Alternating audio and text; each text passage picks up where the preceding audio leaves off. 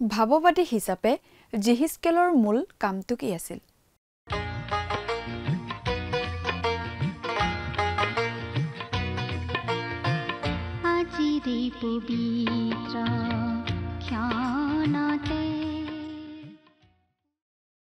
নমস্কাৰ, আমাৰ ভক্তিবচন অনুষ্ঠানলৈ আপোনাক স্বাগতম জনাইছোঁ। খ্ৰীষ্টীয় বিশ্বাসী লোকসকলৰ বাবে বিশেষভাৱে প্ৰস্তুত কৰা এই ভক্তিবচন অনুষ্ঠানটো হৈছে বাইবেল অধ্যয়নৰ ধাৰাবাহিক অসমীয়া অনুষ্ঠান।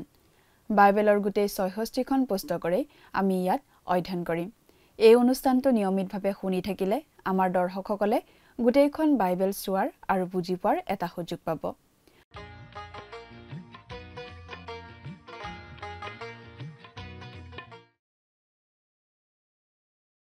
প্ৰিয় দৰ্শক, আপুনি যদি আমাৰ এই অনুষ্ঠানটো নিয়মিতভাৱে শুনি আছে তেনেহ'লে আপুনি নিশ্চয় জানে যে আমি এতিয়া বাইবেলৰ পুৰণি নিয়ম খণ্ডৰ জিহিজকেল ভাৱবাদীৰ পুস্তকখন অধ্যয়ন কৰি আছোঁ। যোৱা অনুষ্ঠানত এই জিহিজকেল পুস্তকখনৰ 10 আৰু 11 নম্বৰ অধ্যায়ৰ ভিত্তিত আগবঢ়োৱা আলোচনা আমি শুনিবলৈ পালোঁ। আজিৰ অনুষ্ঠানত এই জিহিজকেল পুস্তকৰ 12 আৰু 13 নম্বৰ অধ্যায়ৰ ভিত্তিত আগবঢ়োৱা আলোচনা আমি শুনিবলৈ পাম। ঈশ্বৰে অলৌকিকভাৱে জিহিজকেলক জেৰুজালেমলৈ লৈ গৈছিল যাতে তেওঁ এইবোৰ চাব পাৰে আৰু তাৰ পিছত ইতিমধ্যে বাবিলত বন্দী হৈ থকা ইছৰাইলৰ লোকসকলৰ প্ৰধান অংশক খবৰ দিবলৈ উভতি আহিব পাৰে। জিহিজকেলে উভতি গৈ তেওঁলোকক ক'ব পাৰিব যে ঈশ্বৰে কিয় নগৰখন ধ্বংস কৰিবলৈ ওলাইছে আৰু তেওঁলোকৰ ওপৰত বিচাৰ হ'বলৈ অনুমতি দিব।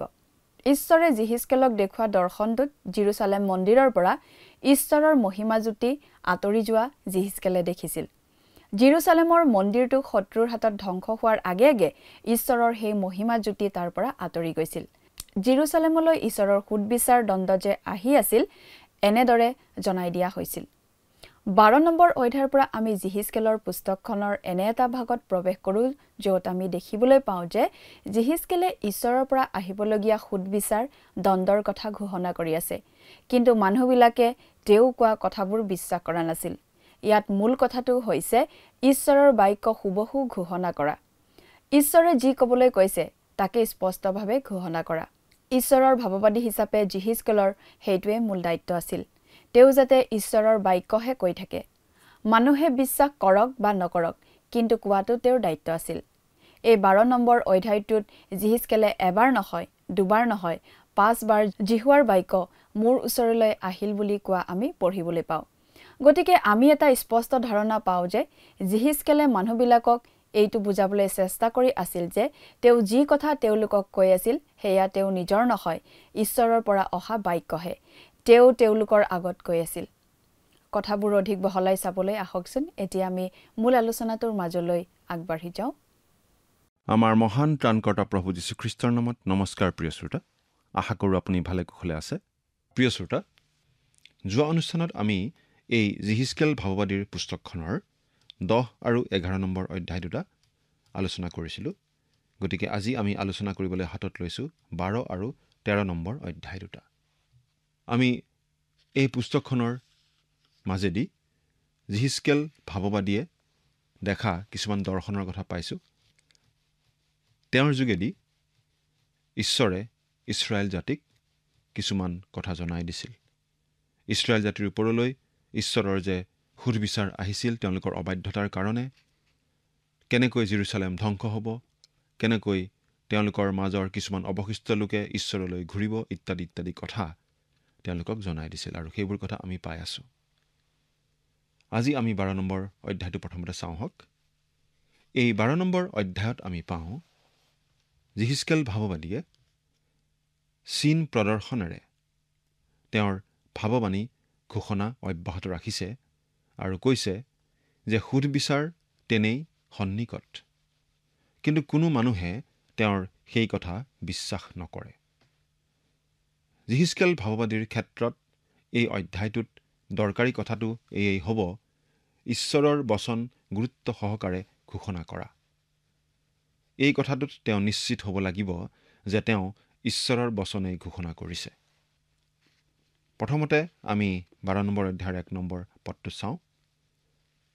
আৰু জিহুৱাৰ বাক্য মোৰ ওচৰলৈ আহিল বোলে। জিহুৱাৰ বাক্য মোৰ ওচৰলৈ আহিল। এই অধ্যায়টোত এই বাক্যটো যিহিস্কেল ভাৱবাদীয়ে 5 বাৰ ব্যৱহাৰ কৰিছে।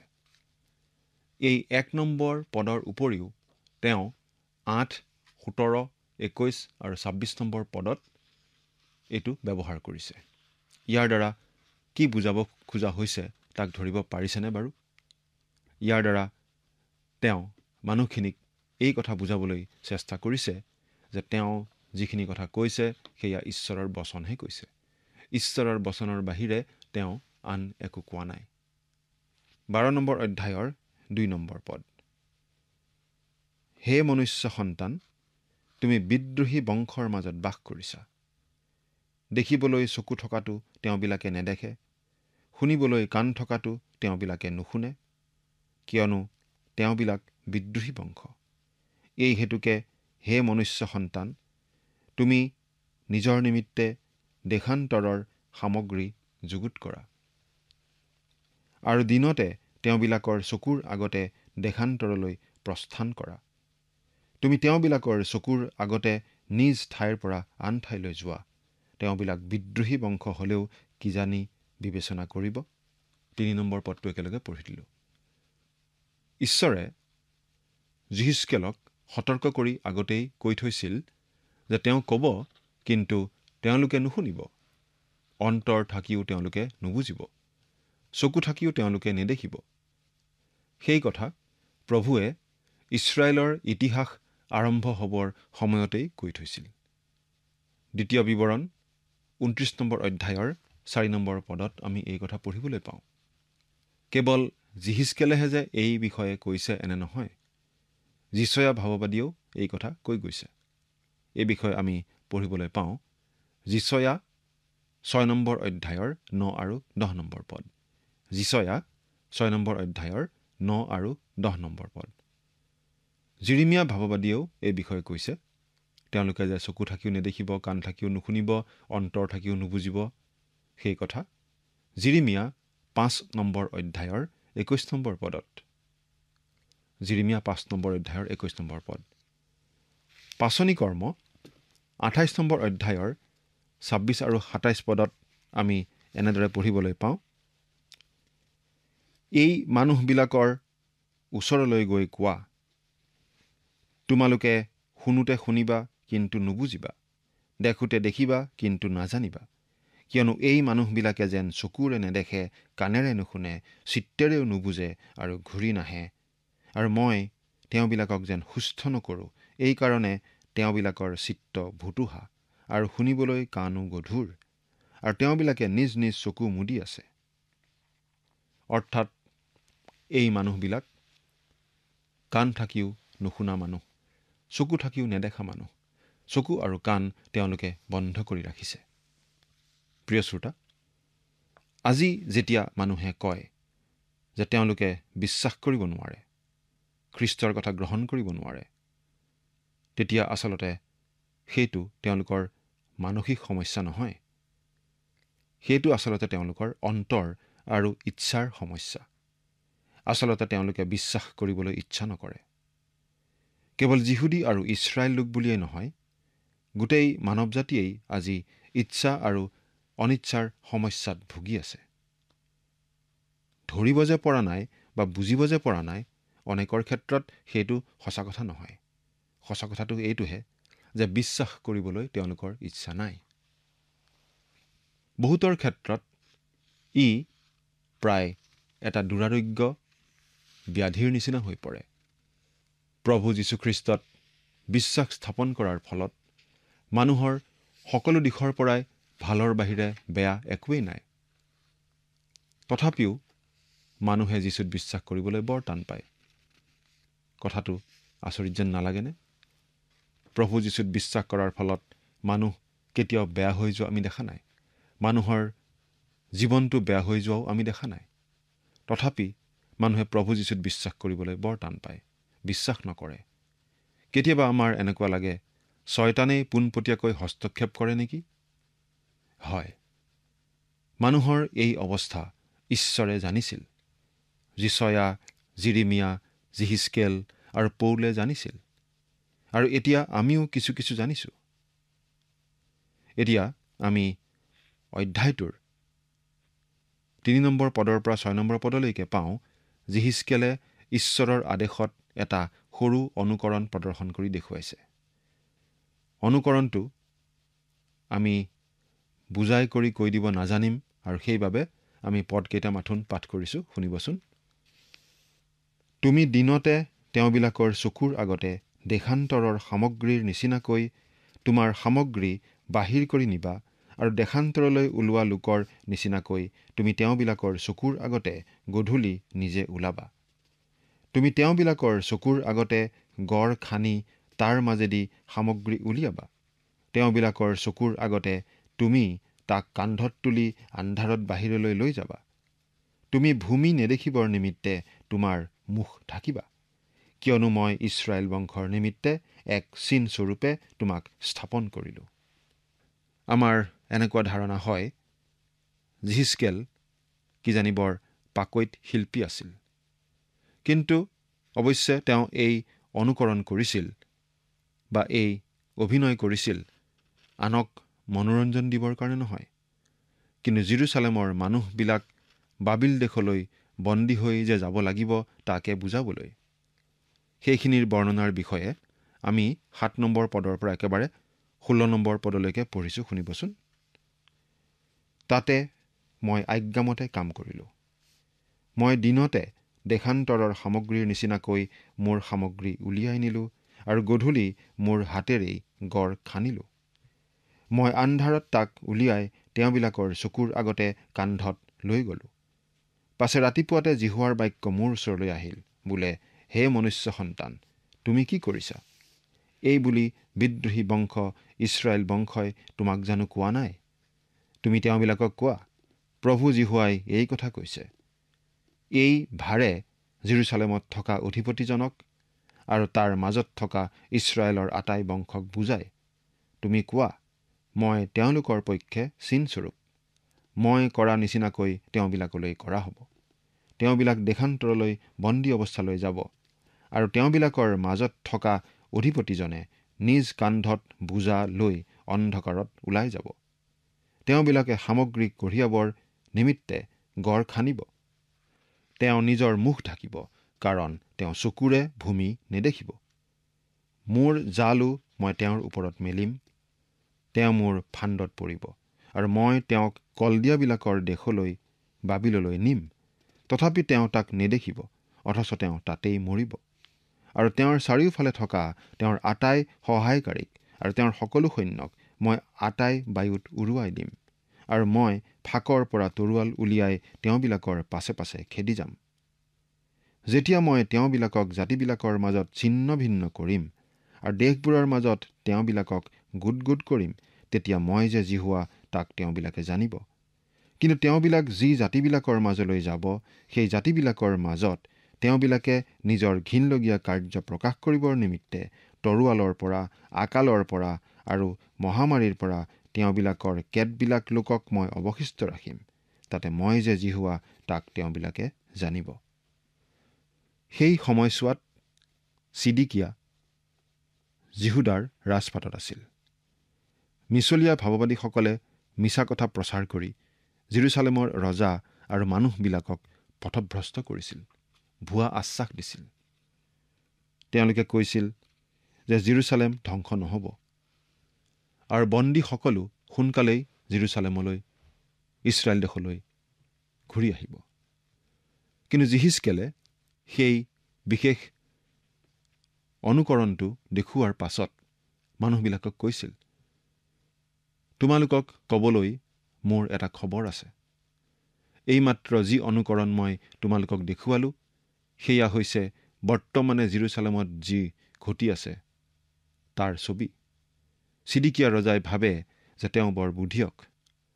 তেওঁ ভাবে যে জেৰুজালেম আক্ৰমণ কৰাৰ দিনা শত্ৰুৰ চকুত ধূলি মাৰি তেওঁ পলাই সাৰিব পাৰিব, কিন্তু নোৱাৰিব। যেতিয়া তেওঁ নগৰ এৰি শত্ৰুৰ দেশলৈ বন্দী হৈ আহিব, সেইদিনা তেওঁ জেৰুজালেমৰ মাটিকো নেদেখিব। কিয় নেদেখিব মাটি? কাৰণ নবুখদনেজৰ ৰজাই তেওঁক বান্ধি চকু দুটা কাঢ়ি লৈহে বাবিললৈ বন্দী কৰি নিব। এই কথা ইয়াত জিহিজকেলে আগতেই জনাই দিছে আৰু সঁচাকৈ তেনেদৰে ঘটিছিল। এই বিষয়ে জানিবলৈ হ'লে ২ ৰাজাৱলী ২৫ নম্বৰ অধ্যায়ৰ ১-৭ নম্বৰ পদ পঢ়ি চাওকচোন। আকৌ কৈ দিছোঁ, ২ ৰাজাৱলী ২৫ নম্বৰ অধ্যায়ৰ ১-৭ নম্বৰ পদ। তাত আমি এই ঘটনাখিনি পাওঁ। ছিদিকিয়া দুষ্ট ৰজা আছিল। নবুখদনেজৰ ৰজাৰ সৈতে যি বুজাবুজিৰ চুক্তি স্বাক্ষৰ কৰিছিল সেইটো তেওঁ ভংগ কৰিছিল। ঈশ্বৰক নজনা ৰজা নবুখদনেছৰ ৰজাতকৈও ইছৰাইলৰ ঘৰৰ ৰজা তেনে কৰি ইছৰাইলৰ ঈশ্বৰৰো তেওঁ গ্লানি আনিছিল। তেনে অৱস্থা আমাৰ মণ্ডলীবিলাকতো নহয়নে? খ্ৰীষ্টক নজনা, ঈশ্বৰক নমনা আমাৰ চুবুৰীৰ লোকবিলাকতকৈ বহুত সময়ত নিজকে খ্ৰীষ্টীয় বিশ্বাসী বুলি চিনাকি দিয়া লোকজনকহে অধিক কাজিয়া পেচাল ইত্যাদিত মত্ত হোৱা দেখা যায়, মিছলীয়া বা ঠগবাজ হোৱা দেখা যায়। কেতিয়াবা যদি তেনে অৱস্থা ক'ৰবাত দেখে তেন্তে জানিব যে তেওঁ ছিদিকিয়া ৰজাৰ ফটোকপি। আন কথাত তেওঁ এগৰাকী আধুনিক ছিদিকিয়া, খ্ৰীষ্টীয় সমাজৰ গ্লানি। এতিয়া আমি ১৭ৰ পৰা একেবাৰে ১৯ নম্বৰ পদলৈকে পাঠ কৰি দিম। পাছে জিহুৱাৰ বাক্য মোৰ ওচৰলৈ আহিল, বোলে হে মনুষ্য সন্তান, তুমি কপি কপি নিজৰ আহাৰ ভোজন কৰা, কম্পন আৰু সাৱধানেৰে নিজৰ জল পান কৰা। আৰু তুমি দেশৰ লোকবিলাকক কোৱা, ইছৰাইল দেশত থকা জেৰুচালেম নিবাসীবিলাকৰ বিষয়ে প্ৰভু যীশুৱাই এই কথা কৈছে, তাৰ নিবাসী আটাইবোৰৰ অত্যাচাৰৰ কাৰণে তাত থকা সকলো নষ্ট হৈ তেওঁবিলাকৰ দেশ উচ্ছন্ন হ'বৰ নিমিত্তে তেওঁবিলাকে সাৱধানেৰে তেওঁবিলাকৰ আহাৰ ভোজন কৰিব আৰু বিস্ময়েৰে তেওঁবিলাকৰ জল পান কৰিব। জিহিজকেলে আৰু এটা সৰু অভিনয় প্ৰদৰ্শন কৰি দেখুৱাব লাগে। তেওঁ কপি কপি ভাত খাব লাগে আৰু সাৱধানে পানী জুখি জুখি পিব লাগে। তাকে দেখি মানুহবিলাকে যেতিয়া তেওঁ সুধিব তাৰ মানেনো কি কৰা হৈছে, তেতিয়া তেওঁ মানুহবিলাকক জনাব পাৰিব যে জেৰুচালেমত আকাল আৰু ত্ৰাসৰ সৃষ্টি হৈছে। মানুহবিলাক অভাৱ আৰু মহাভয়ত জীৱন কটাইছে। ২২ আৰু ২৩ নম্বৰ পদ।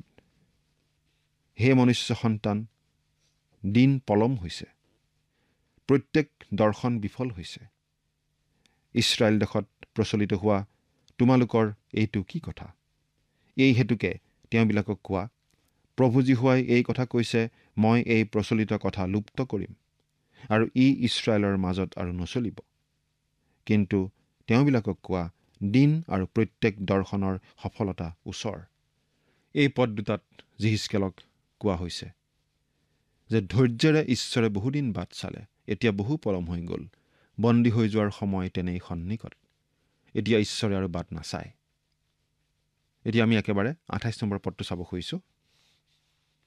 এই হেতুকে তুমি তেওঁবিলাকক কোৱা, প্ৰভু যীশুৱাই এই কথা কৈছে, মোৰ বাক্যৰ কোনোটোৱেই ফলিয়াবলৈ পলম নহ'ব, কিন্তু মই যি বাক্য কম সেয়ে সিদ্ধ হ'ব। এয়ে প্ৰভু যীশুৱাৰ বচন। ঈশ্বৰে কৈছে, মই যি ক'লোঁ এতিয়া আৰু সেইমতেই কাম কৰি যাম, বিন্দুমানো লৰচৰ নকৰিম। ইয়াৰ পিছত আমি ১৩ নম্বৰ অধ্যায়টোৰ পৰা কিছু চাওঁ। এই অধ্যায়টোত তথাকথিত ভাৱবাদী আৰু ভাৱবাদিনীৰ বিৰুদ্ধে কোৱা ভাৱবাণী আমি পাওঁ। চাওকচোন প্ৰিয় শ্ৰোতা, তিৰোতা মানুহবিলাকেও ভাৱবাণী প্ৰচাৰ কৰাত উঠি পৰি লাগিছিল। আমাৰ এনেকুৱা লাগে যে ভাৱবাণী কোৱাৰ কিজানি ভাল ব্যৱসায়ে চলিছিল। এতিয়াও সময়ে সময়ে এনে কিছুমান খ্ৰীষ্টীয় মহিলা লগ পাওঁ যিসকলে ভাৱবাণী ক'ব পাৰিবলৈ বৰ চেষ্টা কৰে।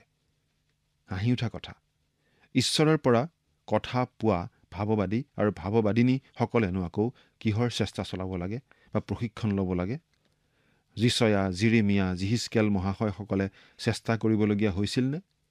সেয়ে এনে ভুৱা, মিছা, ভাৰী কোৱা আৰু তথাকথিত ভাৱবাদী আৰু ভাৱবাদিনীসকলৰ বিৰুদ্ধে ভাৱবাণী ঘোষণা কৰিবলগীয়া হৈছে। কেৱল প্ৰকৃত ভাৱবাদীসকলেহে ভুৱা ভাৱবাদীসকলৰ বিৰুদ্ধে ভাৱবাণী ঘোষণা কৰিব পাৰে।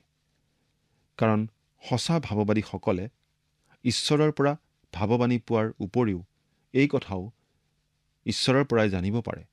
সিহঁতবোৰ স্বয়ম্ভু তথাকথিত ভুৱা ভাৱবাদী। ভুৱা ভাৱবাদীসকল যিহেতু স্বয়ম্ভু ভাৱবাদী, গতিকে তেওঁলোকৰ বাণীবোৰো নিজৰ অন্তৰৰ পৰাই হ'ব লাগিব। জিহিজকেলৰ দিনৰ এনে শ্ৰেণীৰ ভাৱবাদী আৰু ভাৱবাদিনীসকলে কৈছিল, জেৰুচালেম সকলো দিশৰ পৰা ঠিকে থাকে আছে, সুন্দৰভাৱে চলি আছে, কোনো অসুবিধা নাই, ইত্যাদি ইত্যাদি। এতিয়া 13 নম্বৰ অধ্যায়ৰ পৰা আমি কেইটামান পদ পাঠ কৰিম। পাছে জিহুৱাৰ বাক্য মোৰ ওচৰলৈ আহিল, বোলে হে মনুষ্য সন্তান, ভাৱবাণী প্ৰচাৰ কৰোঁতা ইছৰাইলৰ ভাৱবাদীবোৰৰ বিৰুদ্ধে ভাৱবাণী প্ৰচাৰ কৰা, আৰু নিজ নিজ হৃদয়ৰ পৰা ভাৱবাণী প্ৰচাৰ কৰোঁতাবোৰক কোৱা, তোমালোকে জিহুৱাৰ বাক্য শুনা।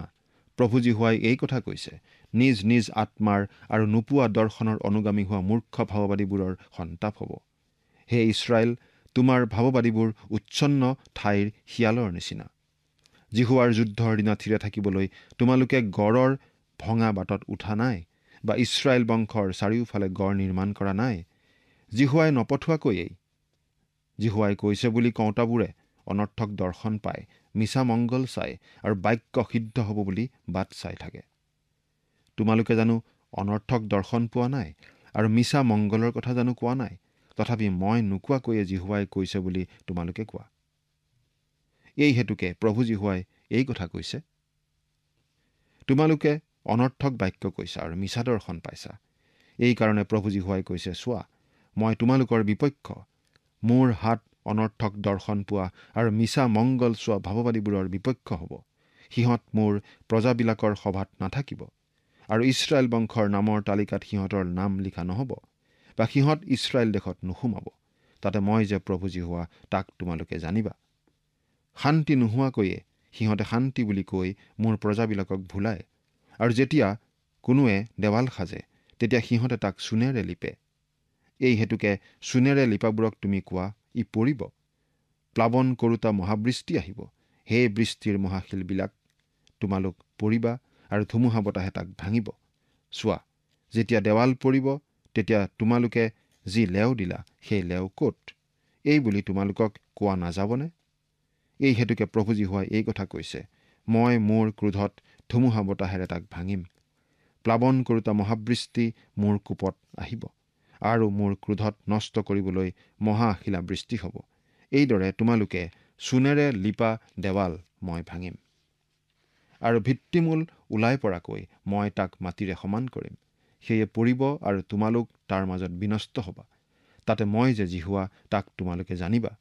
মোৰ ক্ৰোধ দেৱালৰ ওপৰত আৰু চূণেৰে লিপাবোৰৰো ওপৰত মই এইদৰে সিদ্ধ কৰিম, আৰু মই তোমালোকক কম, সেই দেৱাল আৰু নাই, আৰু তাক লিপাবোৰো অৰ্থাৎ জেৰুচালেমৰ বিষয়ে ভাৱবাণী প্ৰচাৰ কৰা আৰু শান্তি নথকাটো তাৰ নিমিত্তে শান্তিৰ দৰ্শন পোৱা ইছৰাইলৰ ভাৱবাদীবোৰো নাই।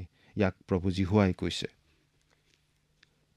আমাৰ মণ্ডলীসমূহতো শিক্ষকসকলে গীৰ্জাৰ বেদী মঞ্চৰ পৰা ঈশ্বৰৰ বাক্যৰূপে প্ৰচাৰ নকৰি তাৰ সলনি নিজৰ মতামত দাঙি ধৰি ভুৱা ভাৱবাদীৰ ভূমিকাকে লোৱা নহয়নে?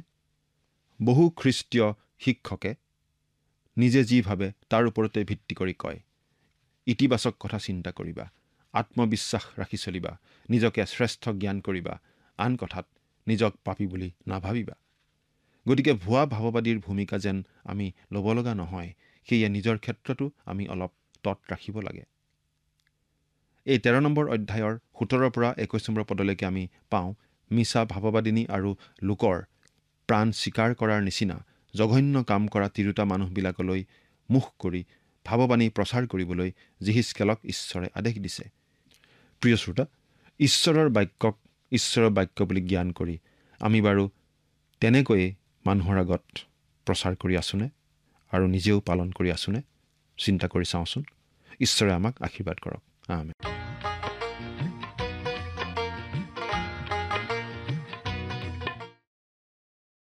যীশুদী লোকবিলাকৰ মাজত এটা প্ৰধান সমস্যা আছিল, এয়ে যে তেওঁলোকৰ মাজত বহুতো ভুৱা ভাৱবাদী আৰু ভাৱবাদিনী ওলাইছিল, আৰু তেওঁলোকে মানুহবোৰক নানা ধৰণৰ ভুল কথাৰে ভুলাই অপথে পৰিচালিত কৰি আছিল।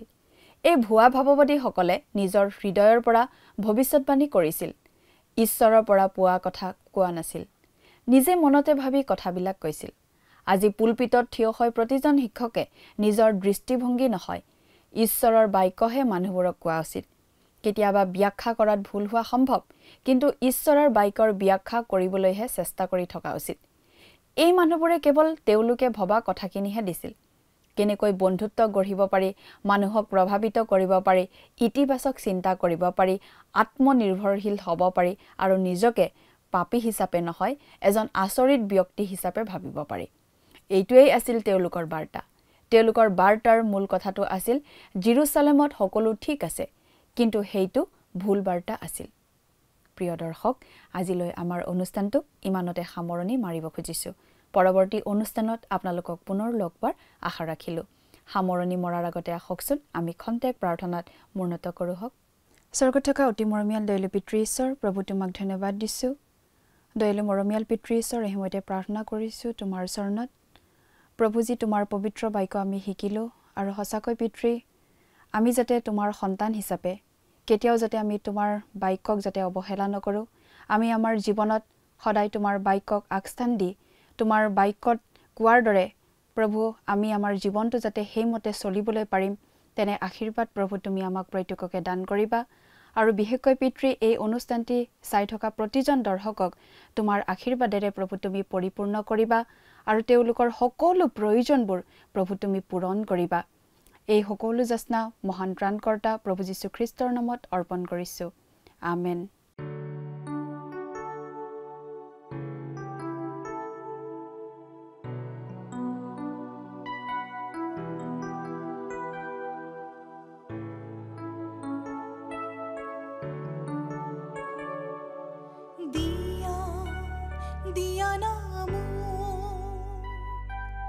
দৰ্শন তোমাৰে প্ৰভু,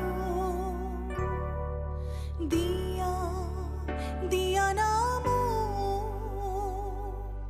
দৰ্শন তোমাৰে প্ৰভু, দিয়া নাম দৰ্শন তোমাৰে প্ৰভু, দিয়া নাম দৰ্শন তোমাৰে প্ৰভু।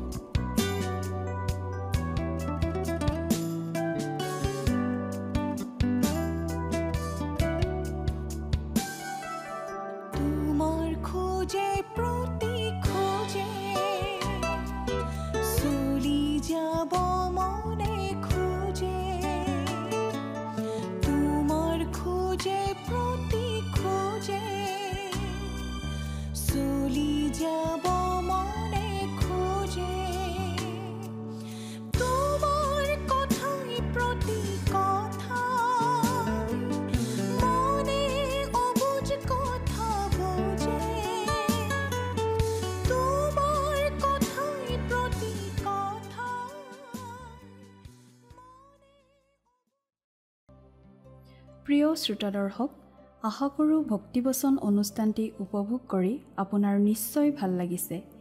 এই বিষয়ে আপোনাৰ মতামত জানিব পাৰিলে আমি নথৈ আনন্দিত হ'ম। আপোনাৰ যদি আমাৰ এই অনুষ্ঠানটি উপভোগ কৰি ভাল লাগিছে, তেন্তে অনুগ্ৰহ কৰি আমালৈ এটি মিছ কল দিয়কচোন। আপোনাৰ এটা মিছ কল আমাৰ বাবে অতি মূল্যৱান। প্ৰতিটো মিছ কল দিয়া সকলৰ মাজৰ পৰা এজন বিশেষ দৰ্শকক বাছি লৈ সপ্তাহৰ শেষত পুৰস্কৃতও কৰা হ'ব। মিছ কল দিয়া নম্বৰটো হৈছে 04449081 আপোনাৰ যদি কিবা প্ৰাৰ্থনাৰ বিষয় থাকে বা অধিক জানিবলৈ ইচ্ছা কৰে, তেন্তে টেলিফোনৰ মাধ্যমেৰেও আমাক যোগাযোগ কৰিব পাৰে। আমাৰ টেলিফোন নম্বৰটো হৈছে 7429840242। আপুনি আমালৈ ইমেইল অথবা পত্ৰযোগেও যোগাযোগ কৰিব পাৰে। তাৰ বাবে আমাৰ ইমেইল ID আৰু পোষ্টেল এড্ৰেছটো টিভি পৰ্দাত চাই লওকচোন। পুনৰ লগ পোৱাৰ আশাৰে আজিলৈ ইমানতে সামৰিছোঁ। ঈশ্বৰে আপোনাক আশীৰ্বাদ কৰক।